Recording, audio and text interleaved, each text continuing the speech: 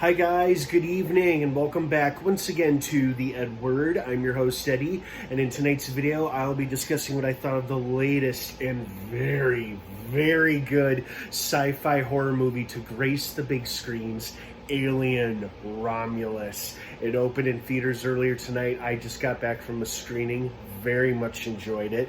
Before I get into all of that, of course, please be warned, this is a spoiler-filled review. So if you haven't seen Alien Romulus yet and you plan to watch it at some point this weekend, you don't want to keep watching or listening, as I will be discussing spoilers, plot details, character stuff, all that jazz. That being said, you have been warned. Let's dive right back into it. So first and foremost, really appreciated and enjoyed all the visual and vocal callbacks and references to aliens. You know, when Andy said, I prefer the term artificial person myself, much like what Bishop said in Aliens. Or when the main guy was giving Rain the instruction on how to use the pulse rifle, much like how Michael Biehn did for Sigourney Weaver in Aliens. And the ending with the final girl, Rain, being the last survivor of the whole cast and everybody else dead. Well, and Andy being in cryo, but you know, leaving a verbal log entry for anyone who finds their ship along the way to their new colony, very much like the ending of the original Alien and Sigourney Weaver. This movie was probably one of the better sequels this franchise has come out with. And you guys know me, I love Aliens. Really liked Alien, but I prefer Aliens. I think it's the bigger, better movie. But this movie, since it fits right in between both those movies, it fits right in the vein of this timeline. And I really appreciate and enjoyed the fact that it felt like it was an homage to those two first films.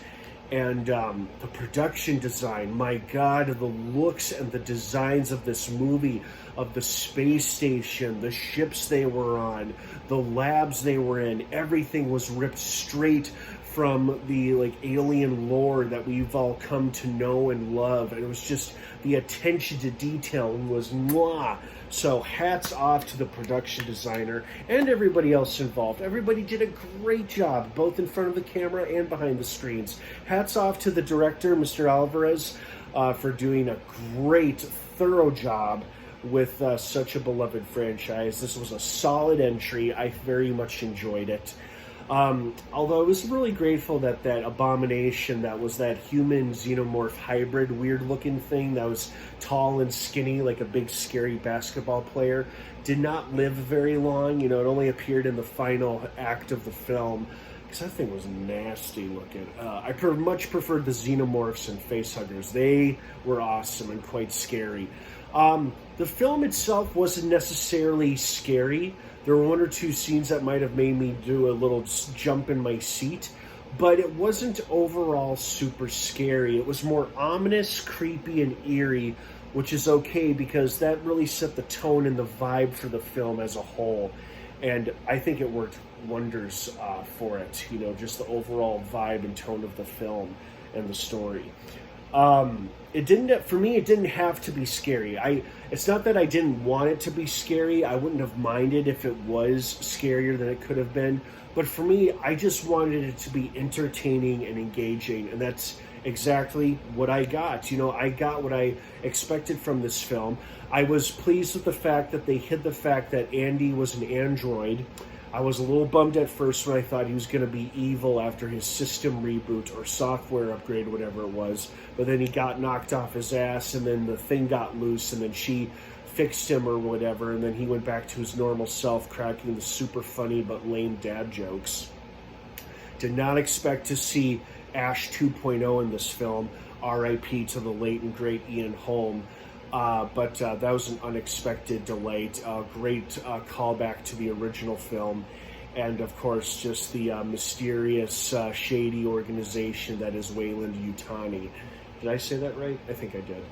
Yeah, and then of course the stuff with the xenomorphs was great. The face huggers were in so many more exciting action sequences than we've ever seen them before. They were crawling around like bugs and spiders. It was awesome and creepy.